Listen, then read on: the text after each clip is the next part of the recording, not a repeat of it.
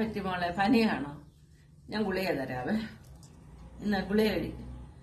എന്നാ വേണ്ടാത്ത മോളെ, നമുക്കൊരസുഖം വന്നാൽ നമ്മൾ ഹോസ്പിറ്റലിൽ പോകണം, ഡോക്ടറെ കാണണം.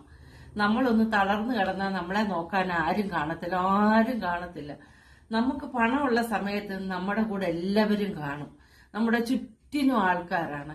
പണമില്ലയോ, ഒന്ന് തളർന്നു പോയോ, ഒരു പൂതര് പോലും നമ്മളോടൊന്ന് ചോദിക്കാൻ പോലും വരത്തില്ല നിനക്ക് എന്ത് പറ്റിയെന്ന്.